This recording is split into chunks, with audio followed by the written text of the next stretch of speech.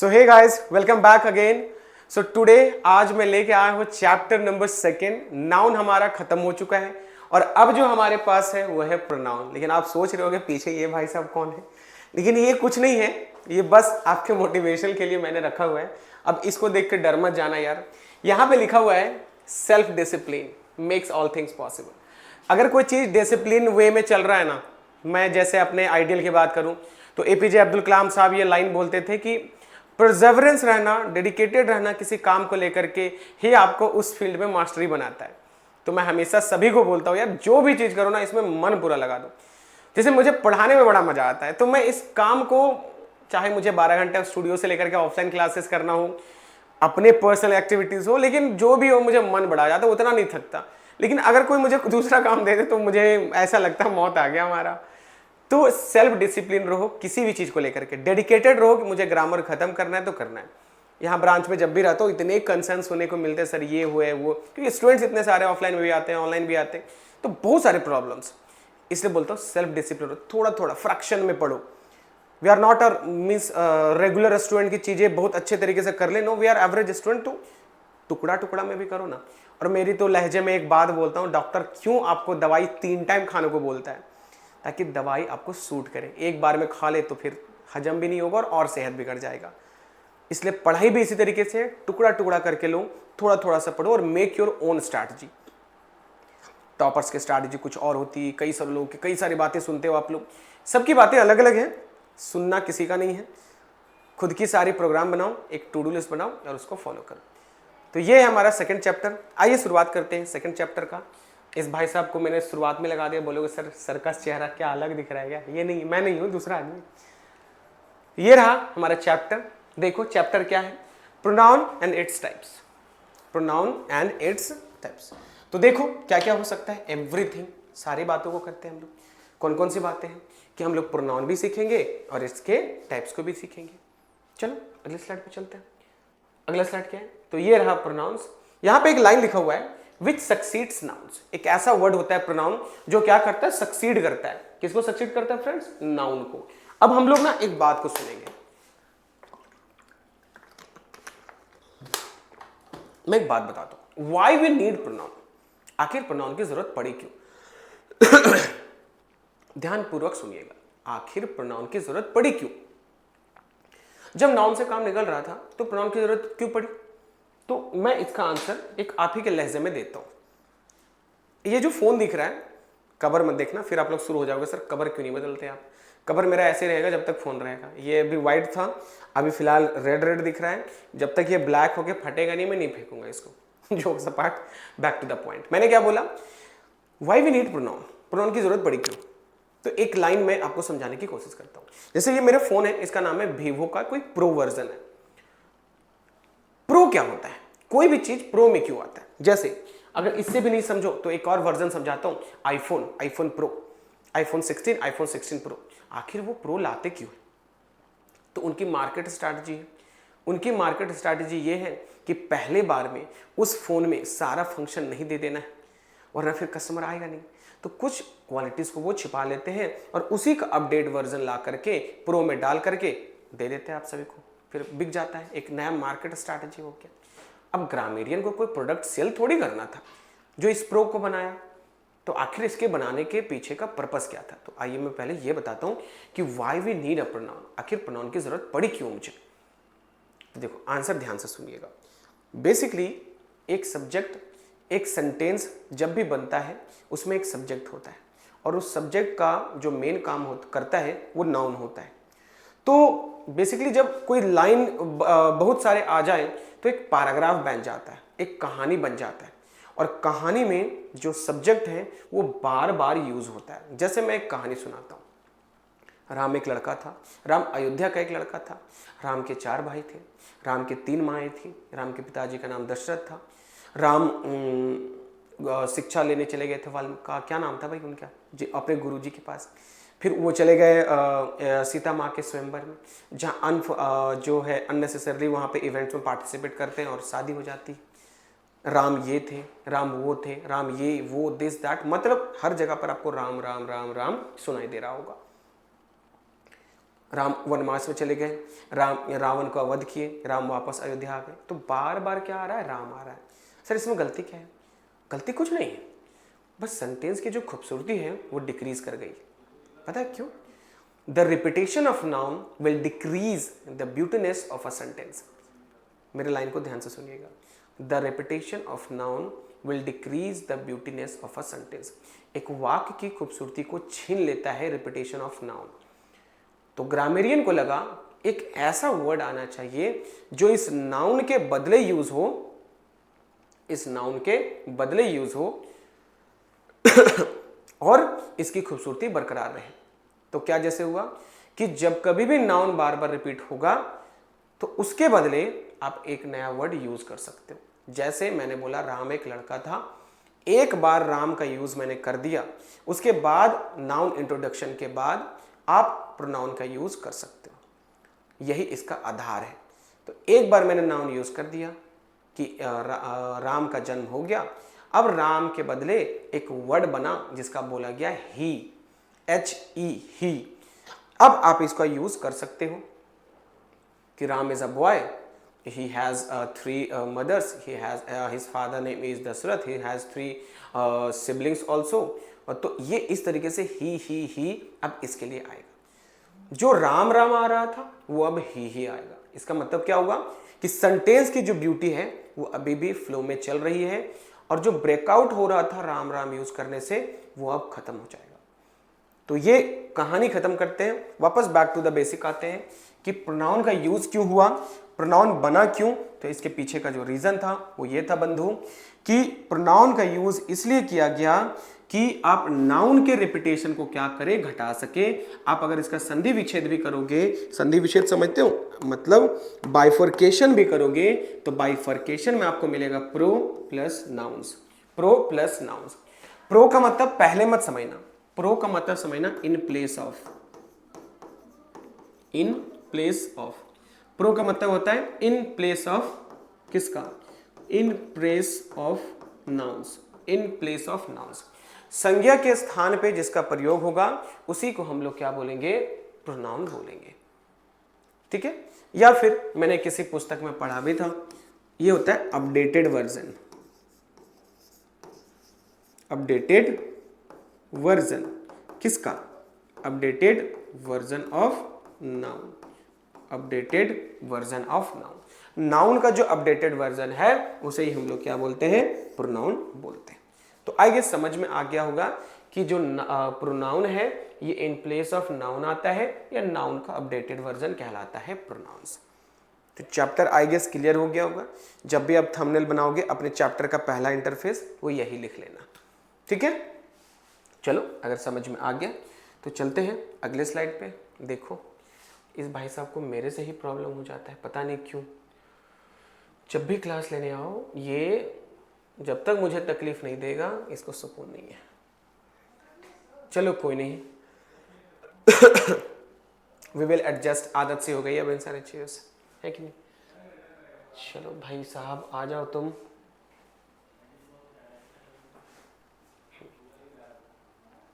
चल तो हम लोग यहाँ थे, ये रहा स्लाइड। क्या क्या पढ़ने वाले हैं ये मैंने आपको पहले ऐड कर दिया है। Why pronouns are used in a sentence, sentence में क्यों यूज होता है तो मैंने लेक्चर में तो बता दिया। Replace noun in a sentence, noun को रिप्लेस करेगा। और अवॉइड रेपिटेशन, यही तो मैंने बताया था, it will decrease the repetition of noun and enhance the beautiness of a sentence, sentence की खूबसूरती को बढ़ा देगा। तो क्या हो जाएगा, avoid repetition of noun in a sentence. उसके बाद क्या है, serve as the subject and object of a sentence. एक सेंटेंस का सब्जेक्ट भी बनेगा और एक सेंटेंस का ऑब्जेक्ट भी बनेगा। बोलो यहां तक कोई तकलीफ, कोई दुविधाएं तो बता सकते हो। मैं हट जाता हूं, एक बार आप पूरा इंटरफेस देखो कि क्या मैंने लिखा हुआ है।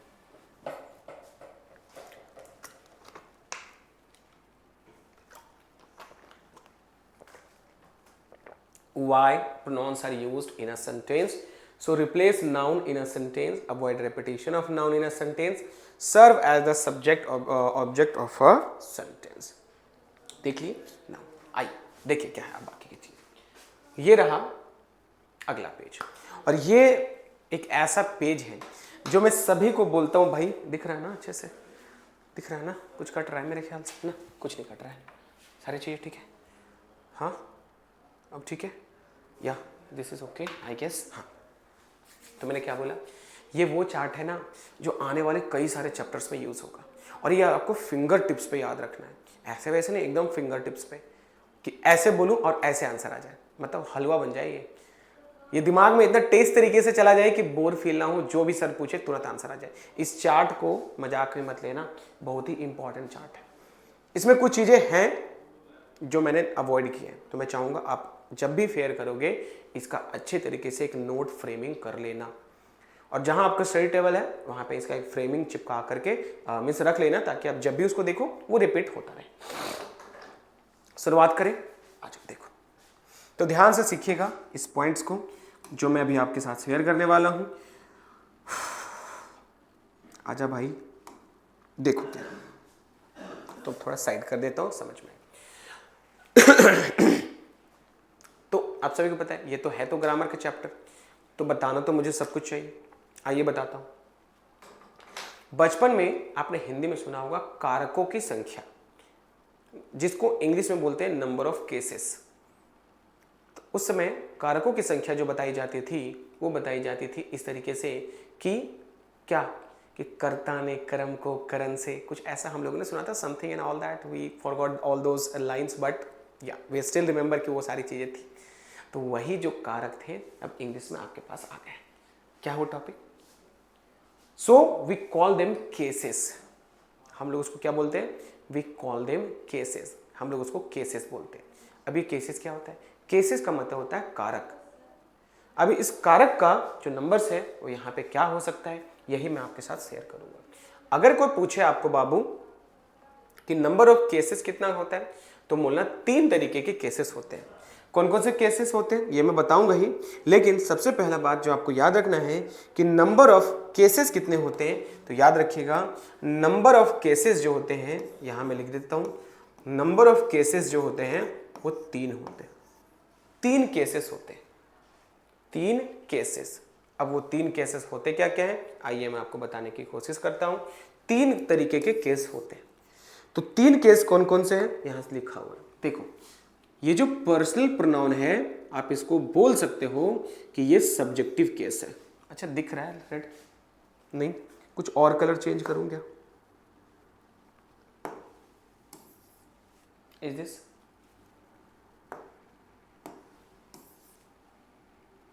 चलो दोनों सही लग रहा है। तो यहां आप कोई भी लिख लो। आप यहां पे लिख सकते हो सब्जेक्टिव केस, आप यहां लिख सकते हो सब्जेक्टिव केस। क्या लिख सकते हो? Subjective case. आई गेस दिख रहा है ना? थोड़ा सा माइल्ड है यार, इसको मैं मिटा ही देता हूँ। Let me take some other colour. Is this okay? हाँ ये तो मुझे लग रहा है दिखना चाहिए। ये होता है सब्जेक्टिव केस। ये पर्सनल प्रोनाउन को आप सब्जेक्टिव केस भी बोल सकते हो। पर्सनल प्रोनाउन को आप सब्जेक्टिव केस भी क्या कर सकते हो? बोल सकते हो। ये रहा पहला केस। दूसरा केस जो आपका होता है वो होता है ऑब्जेक्टिव केस। क्या होता है? Objective case. ये जो प्रोनाउन लिखा हुआ है आप इसके जगह पर केस भी समझ सकते हो। ये सब्जेक्टिव ऑब्जेक्टिव केस भी हो जाएगा। तीसरा जो है दैट इज पॉजेसिव प्रोनाउंस या पॉजेसिव केस। ये होता है पॉजेसिव। समझते हो क्या होता है? तो मैंने आपको नाउन में बताया था। पॉजेसिव का मतलब होता है जब आप अधिकार किसी के ऊपर दिखाते हो। रात को कॉल पे बोलते हो ना कि मैं बहुत पॉजेसिव हो गया हूँ, अरे अपने प्यारे के साथ बोलते होगे, तो वो जो पॉजेसिव होता है इसका मतलब क्या बहुत प्यार हो गया आपको? नहीं, जब आप किसी के ऊपर अपना अधिकार दिखाने लग जाते हो, this is what we call possessive. तो पॉजेसिव अधिकार दिखाने वाले वर्ड्स ये होते हैं। लेकिन आप यहां पर ये चीज जरूर मान के चलना कि ये जो पॉजेसिव केसेस हैं इसमें गड़बड़ियां थोड़ी सी हो सकती है उस जगह पर, लेकिन आपको याद रखना पड़ेगा कि आखिर वो वर्ड कौन कौन से हैं। तो आइए दिखाता हूं कौन कौन से। पॉजेसिव केस जो होता है गाइस, ठीक है, पॉजेसिव केस जो होता है, just give me a few seconds. हाँ, CASE पॉजेसिव केस जो होता है इस जगह पर याद रखिएगा कि कुछ और वर्ड्स होते हैं। अब वो कौन कौन से वर्ड है तो आइए मैं आपको दिखाता हूं, ध्यान पूर्वक देखिएगा। पॉजेसिव केस में एक हो जाएगा माई और एक हो जाएगा माइन। ये हो गया पॉजेसिव केस के अंदर। एक होगा आवर, एक हो जाएगा आवर्स, एक हो जाएगा योर। अच्छा मैं नीचे लिख देता हूँ, स्पेस तो है मेरे पास, ठीक है। ये आपको लिखना पड़ेगा। एक होता है योर और एक होता है योर्स। हिम का कुछ नहीं होता, हिम का एक होता है, ये ऑब्जेक्टिव केस। हिम का एक आपका जो पॉजेसिव प्रोनाउन होता है वो हो जाता है हिज। ये जो एक्स लिखा हुआ है इसके जगह पर कॉमा दे दो और यहां पे लिख लो हिज। तो सर ये एक्स क्यों लिखा हुआ है? एक्स का मतलब कटा हुआ है। देखो बाबू, इसके बारे में मैं समझा दूंगा, पहले एक बार लिख देता हूं कि आखिर ये कटा हुआ क्यों है और लिखा हुआ क्यों नहीं था, तो मैं समझा दूंगा। पहले आप लिखो, एक होता है हर्ष, एक होता है हर, ये सब इसी के अंदर लिखेगा। ये फिर कटा हुआ है तो यहां पे लिख लीजिए अब इट्स। क्या लिख लोगे? It's, ITS।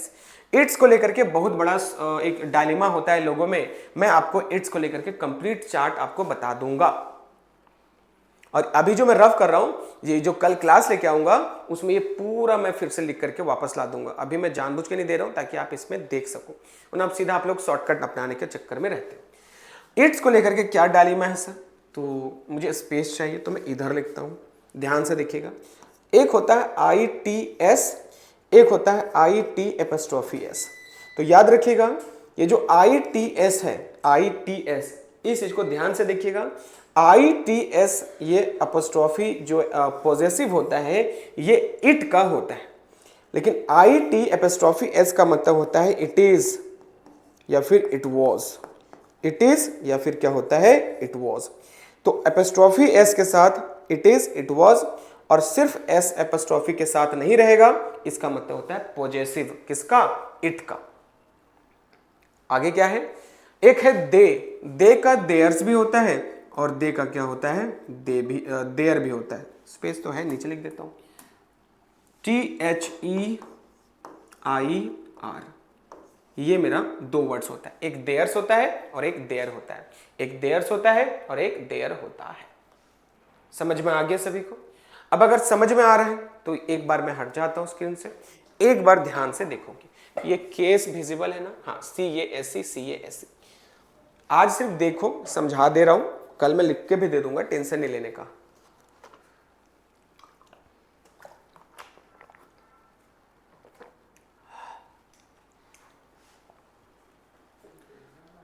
चलो समझ में आ गया। और अगर समझ में आ गया तो अब चलते हैं एक और तरह के केसेस पे। एक केस और है जिसका नाम है रिफ्लेक्सिव केस। एक केस और है जिसका नाम है रिफ्लेक्सिव केस। रिफ्लेक्सिव को रिफ्लेक्सिव प्रोनाउन भी बोलते हैं, रिफ्लेक्सिव को रिफ्लेक्सिव प्रोनाउंस भी बोला जाता है। बात समझ में है? रिफ्लेक्सिव मतलब जैसे इधर माई था आई का तो माई सेल्फ, इधर वी का आवर था तो आवर सेल्फ, यू का योर तो योर सेल्फ। अच्छा सर, यू सिंगुलर होता है कि प्लूरल होता है? तो मैं बता दूं, हर एक केसेस में एक सब्जेक्ट सिंगुलर होगा तो एक सब्जेक्ट प्लूरल होगा। कम से कम एक सिंगुलर एक प्लूरल हर जगह पे होगा। एक और बात बताता हूं, जैसा कि 3 केस होता है उसी तरह से 3 पर्सन्स भी होते हैं। कारकों की संख्या इंग्लिश में 3 है, तो उसी तरह के पुरुषों की संख्या, I mean number of persons will also be 3। 3 होंगे। कौन कौन से? तो जिसको संस्कृत में बोला जाता है प्रथम पुरुष, मध्यम पुरुष, उत्तम पुरुष, अब उसको इंग्लिश में बोला जाता है फर्स्ट पर्सन, सेकंड पर्सन और थर्ड पर्सन। तो इन 3 पर्सन्स में हर एक केस में एक सिंगुलर होगा एक प्लूरल होगा। जैसे यहाँ पे आई था, यहाँ वी है, यहाँ पे यू है, तो यू को 2 तरीके से बोला जाता है। जैसे मैंने बोला तुम मेरे दोस्त हो, यू आर माई फ्रेंड। फिर मैं लगा तुम लोग मेरे फ्रेंड हो, you all are my friends. तो यहां पे यू का मतलब हो गया प्लूरल, यू ऑल। और मैंने बोला यू तुम, तो ये हो गया सिंगुलर। तुम और तुम लोग, ये आप संस्कृत में पढ़े थे, तो ये मेरा प्लूरल के जैसा ही बिहेव करता है, लेकिन दोनों तरीके के नेचर इनके अंदर होते हैं। हालांकि लगता तो सब कुछ प्लूरल ही है, तो बताऊंगा वर्ब वाले सिलेक्शन में। बाकी ये सब तो दिख रहा है आपको, ठीक। एक इसमें मेजर चेंज जो छूटा हुआ है वो मैं आगे बता देता हूं अगले स्लाइड पे। ये मैं कल वापस से कंप्लीट करके शफलिंग करके आपको दे दूंगा। ये बातें करने के लिए मैंने यहाँ पे रखा था, कल जब वापस आएंगे इसी स्लाइड से, मतलब आगे जहां छूटेगा वहां पर मैं इसको ऐड कर दूंगा। चलो काम कीजिए सर, आगे चलते हैं। अब ये बातें समझ में आ गई। अच्छा सर क्या छूटा है, तो आइए मैं बताता हूँ क्या छूटा है। पहले देख लेते हैं, इस स्लाइड को अभी इग्नोर करते हैं, आगे वाले स्लाइड्स को भी इग्नोर करते हैं और इस जगह पर हम लोग आ जाते हैं। ठीक है, क्या क्या है वो ध्यान से देखिएगा। जो मैं स्किप करके जा रहा हूं इसका मतलब है उसको मैं आगे पढ़ाऊंगा। ठीक है, पहले बेसिक समरी स्टार्ट करते हैं और यहां से आप लोग देखिएगा। पहले जो छोड़ा है एक बार उसको देख लो, इसके बाद इस रूल्स पे चलेंगे। देखो क्या है बाबू, मैंने छोड़ा क्या है, ध्यान पूर्वक देखिएगा छोड़ा क्या है। तो जैसा कि नीचे वहां लिखा हुआ था, मैं थर्ड पर्सन, अच्छा एक काम करते हैं ना, उसको मैं ऐड ही कर दूंगा। जो मैं बताने वाला था वो 1 था। ठीक है, तो 1 को लेकर के और भी सब्जेक्ट्स हो सकते हैं, तो मैं बताऊंगा अगले क्लास में, अगले क्लास में लेकर आऊंगा तो बताऊंगा। चलिए स्टार्ट करते हैं कि सर ये क्या है, पहले बता दो। तो बाबू आज के दिन पे जो हम लोग सीखने वाले हैं वो है प्लेसमेंट। देखो नंबर ऑफ, आपने देखा केसेस 3 थे, नंबर ऑफ पर्सन्स 3 था, 3 पुरुष 3 कारक। इसमें से जो चीज़ें कॉमन निकल के आ रही वो ये है कि आखिर इनका प्लेसमेंट करते कैसे।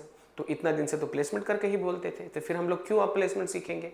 इसके पीछे भी रीज़न है, कुछ चीज़ें ऐसी हैं जिनका प्लेसमेंट आपको आना चाहिए। ये इंडिविजुअल होता है, ये स्पेशल होता है।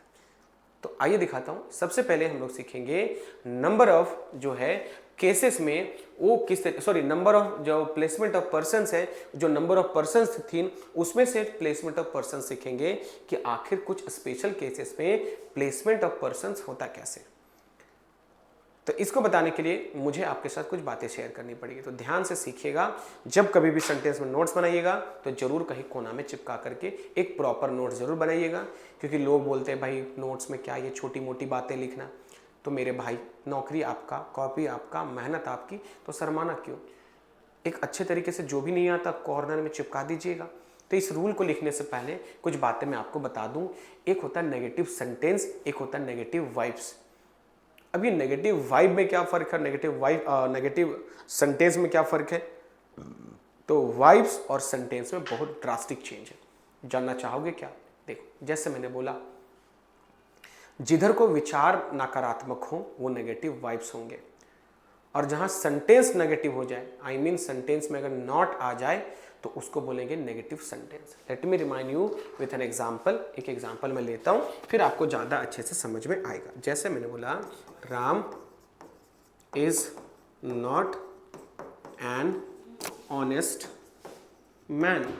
Ram is not an honest man, Ram एक ईमानदार आदमी नहीं है। तो इस सेंटेंस को अगर बोला जाएगा तो ये सेंटेंस क्या है, नेगेटिव है। पता है क्यों, ये नेगेटिव सेंटेंस हुआ क्योंकि यहां पे क्या लगा हुआ है, नॉट लगा हुआ है। क्या लगा हुआ है, नॉट लगा हुआ है। लेकिन अगर मैं यही सेंटेंस को कुछ इस तरीके से लिखूं, ये सेंटेंस हो गया, इसी तरीके से एक और क्वेश्चन लिखूं, इधर को लिखता हूं, तो ये नेगेटिव सेंटेंस होगा। आप लोग लिख लीजिएगा, ये नेगेटिव सेंटेंस हुआ। लेकिन एक सेंटेंस मैंने लिखा राम किल्ड अ मैन। मैंने बोला राम ने एक आदमी को मारा, तो ये कैसा विचार प्रकट कर रहा है, एक नकारात्मक विचार प्रकट कर रहा है। ये वाइब्स हैं, ये सेंटेंस नेगेटिव नहीं है। तो अगर ये दोनों चीजें क्लियर हो गई तभी मैं आगे एग्जांपल में जा पाऊंगा। नेगेटिव सेंटेंस का मतलब होता है सेंटेंस में नॉट लगा रहना। इस चीज को ध्यान से समझिएगा। ओके, तो ये हो गया। अब ये क्या हो जाएगा, ये नेगेटिव वाइब्स है। ये क्या है, नेगेटिव वाइब्स है। अगर इतना सारी चीजें आपके दिमाग में समझ में आ गई कि नेगेटिव सेंटेंस क्या होता है, नेगेटिव वाइब्स क्या होता है, तो अब हम लोग क्या कर सकते हैं, आगे जा सकते हैं। बहुत ही सरल तरीके से मैंने समझाया, आपको समझ में सभी को आ गया होगा। तो सर चलिए अब शुरू करिए, क्या होता है। चल देखो बाबू, तो नेगेटिव वाइब्स नकारात्मक विचार, नेगेटिव सेंटेंस मतलब नकारात्मक वाक्य। अब इसमें फर्क क्या है, तो इसमें फर्क तो मैंने बता दिया, सेंटेंस क्या होता है। तो यार आखिर इसका यूज करते कैसे हैं ये भी तो सीखना चाहिए। तो याद रखिएगा, जब कभी भी एक सेंटेंस में एक से ज्यादा पर्सन्स होंगे, आई रिपीट, यहां पे लिख लीजिएगा, प्लेसमेंट ऑफ पर्सन्स का रूल नंबर फर्स्ट है, जब कभी भी एक सेंटेंस में एक से ज्यादा पर्सन्स होंगे तभी आप इन दोनों सेंटेंसेस का जो रूल्स बताने वाला हूं वो लगा सकते हो।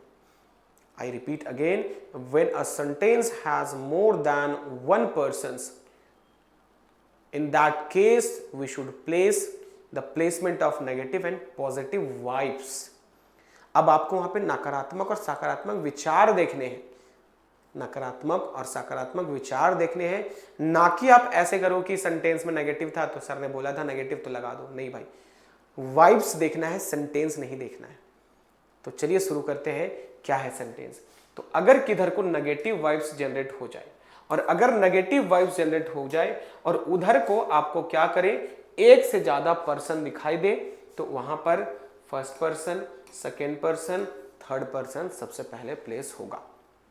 मतलब जैसे अब मैक्सिमम तो 3 ही पर्सन हो सकता है ना, उससे ज्यादा पर्सन तो इतिहास में बना नहीं आज तक। तो एक सेंटेंस में कम से कम एक रहेगा तो कोई मतलब नहीं, एक से ज्यादा और 3 रहेंगे तभी ये रूल बनेगा। और अगर नेगेटिव विचार जनरेट हो रहे हैं तो जो सीक्वेंस हो जाएगा, ये हो जाएगा 1, ये हो जाएगा 2, ये हो जाएगा 3, मतलब फर्स्ट पर्सन, सेकेंड पर्सन और थर्ड पर्सन।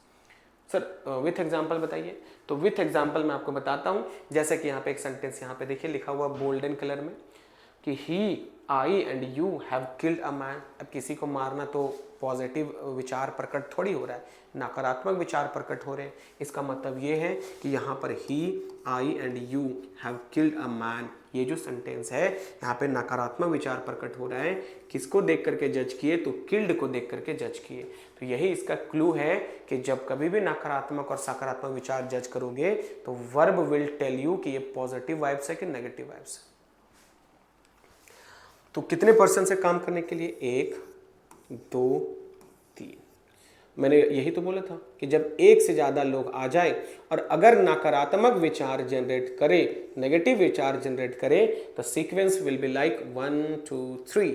तो देखो बाबू 1, 2, 3 तो नहीं है, ये मेरा क्या हो जाएगा, ये 3 है, ये क्या है मेरा, ये 1 हो जाएगा। ठीक है, ये मेरा क्या हो जाएगा, ये मेरा 1 हो जाएगा, ये 3, ये मेरा हो जाएगा 1, और ये मेरा क्या हो जाएगा, इट विल बी 2। ठीक है, तो ये मेरा सेंटेंस हो गया। अब आइए आंसर करने की कोशिश करते हैं हम लोग, देखो क्या है। ठीक है, चलो देखो क्या। तो देखो 1, 2, 3 होना था, ये 3, 1, 2 हो गया, गलत है।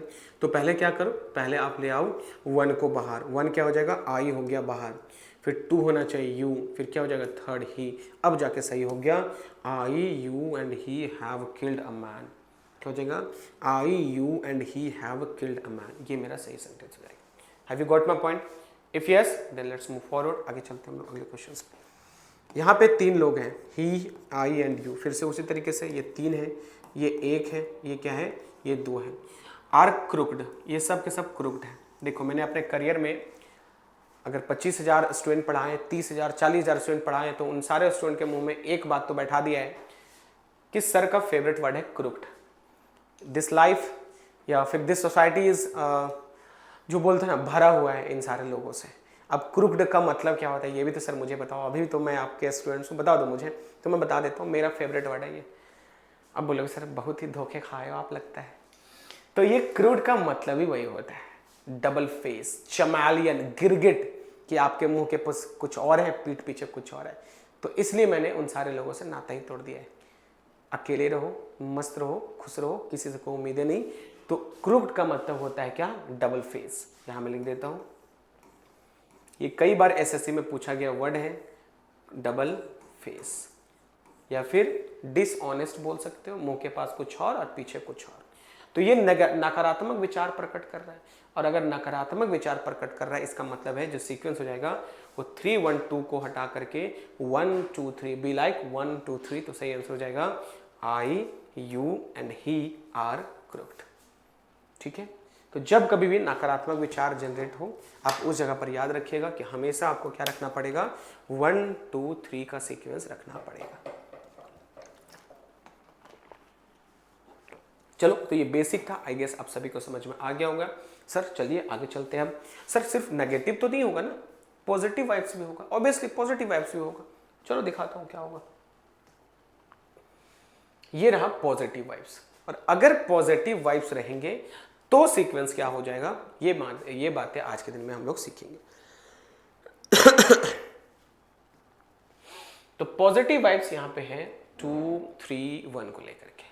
तो आइए दिखाता हूं 2, 3, 1 में क्या क्या हो सकता है। तो अगर सेंटेंस में सकारात्मक विचार प्रकट हो, सकारात्मक विचार प्रकट हो तो इस तरीके से, और एक से ज़्यादा पर्सन्स काम करने के लिए हो तो the sequence will be like 2 3 1, the sequence would be like 2 3 1। देखो पता है जब when I was pursuing my post graduation in English, तो मुझे ना एक चीज़ वहाँ पे पढ़ने को मिला था, इसका ना एक और सीक्वेंस होता था 3 2 1 को लेकर के। यहाँ पे 2 3 1 दिख रहा है ना, उसी तरह से एक और होता था 3 2 1 को लेकर के, और बोला जाता था कि जितने भी प्लूरल सब्जेक्ट्स है ना वो इसी पैटर्न पे बैठा देना 3 2 1 पे। तो धीरे धीरे ऑब्सोलेट हो गया, वो यूजलेस हो गया, खत्म हो गया, मॉडर्न इंग्लिश में उसका कोई वजूद नहीं है। तो आपके पास दो ही सीक्वेंस है, अगर नेगेटिव है तो 1 2 3, और अगर पॉजिटिव वाइब्स है तो सीक्वेंस विल बी लाइक 2 3 1। समझ में आ गया? तो चलो, मैंने एक बहुत ही शानदार सा सेंटेंस लिया है कि 3 लोग हैं, कि मैक्सिमम 3 ही लोग हो सकता है। क्या है? I you and he have saved a life. I you and he have saved a life, ये हो गया मेरे पास। अब इसका जो आंसर हो जाएगा वो that would be you he and I have saved a life, क्योंकि 3 लोग थे ना, 3 लोग थे। और पॉजिटिव, किसी को बचाना क्या हो सकता है? पॉजिटिव हो सकता है, और अगर ये पॉजिटिव है इसका मतलब है कि सीक्वेंस वुड बी लाइक 2 3 1। तो ये बैठा दो, और 2 क्या हो जाएगा मेरा? ये 2 जो है ये मेरा u था, 3 मेरा ये था, और ये मेरा 1 था। तो क्या चाहिए? 2। तो यू ही एंड आई, ये मेरा सही आंसर हो गया। डन। चले आगे। चलो, तो ये मेरे पास हो गया 2। अगर नकारात्मक वाइब्स है तो 1 2 3, और अगर पॉजिटिव वाइब्स है तो 2 3 1। रट लो भाई, ऐसे जब भी पूछो ऐसे आंसर आना चाहिए। चलिए आगे, ये रहा नेक्स्ट पॉइंट। तो अभी हम लोग देख रहे थे placement of persons. Now we will see placement of cases. अब हम लोग क्या देखेंगे? प्लेसमेंट ऑफ केसेस देखेंगे। प्लेसमेंट ऑफ केसेस स्टार्ट करें। चलो आगाज करते हैं। क्या देखो, तो एक बार आप लोग देखो, तब तक मैं थोड़ा सा पानी पी लेता हूँ।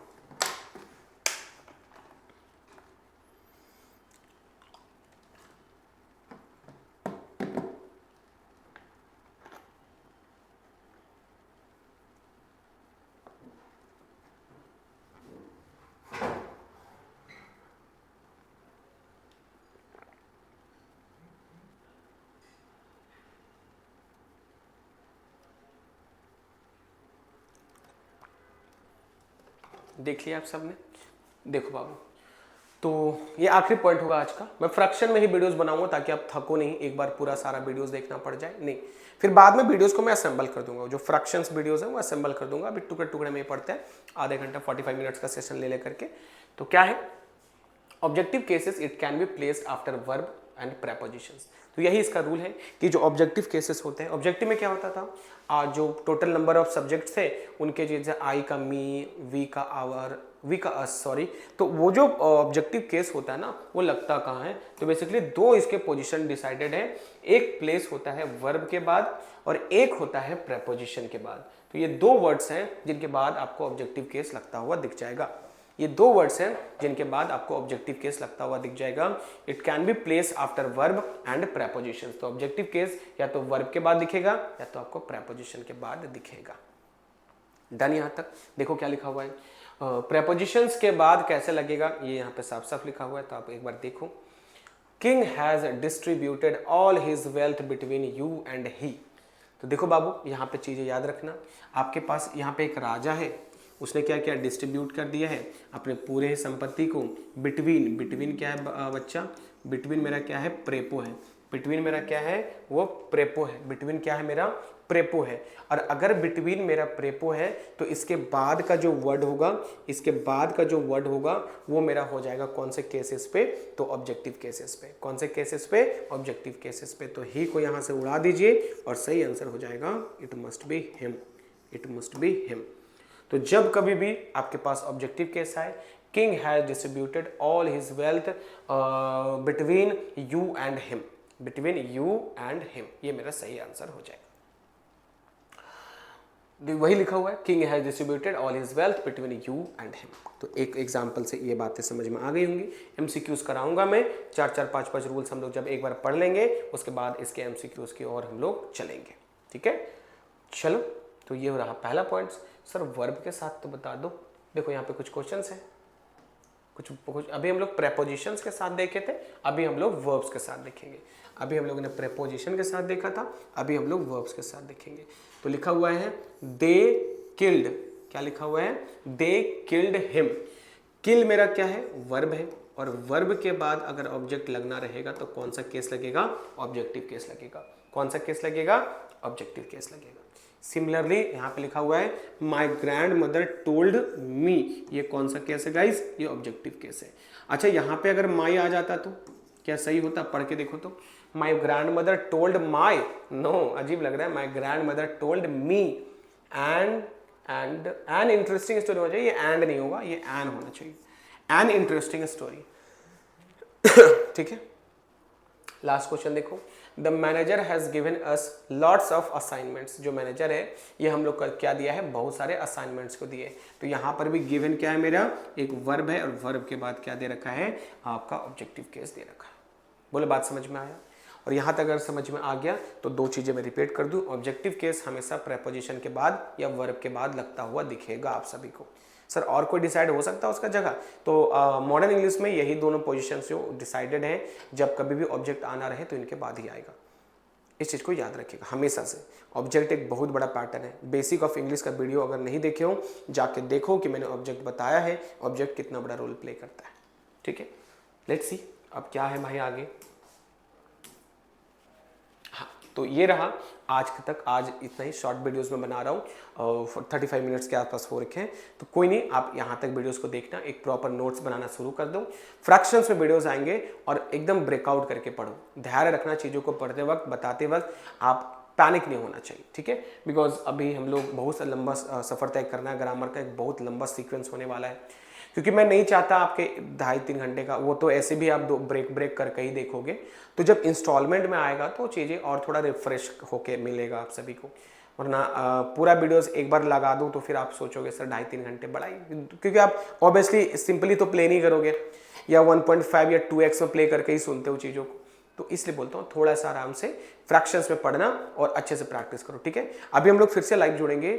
आज से मैं एसएससी का बैच शुरू कर रहा हूँ शाम को 6 बजे से डेली शाम को 6 बजे से एसएससी का बैच लाइव होगा, जहाँ मैं हर एक तरीके के क्वेश्चन आपको पढ़ाने वाला हूँ। क्या क्या पढ़ाऊंगा आज के बकेट में, ये आप जरूर जुड़िएगा मेरे साथ लाइव शाम को 6 बजे। ठीक है, लेकिन कल जुड़िएगा, आज कहाँ जुड़ पाइएगा आप लोग। चलो मिलते हैं फिर अगले क्लास में, टिल देन जय हिंद।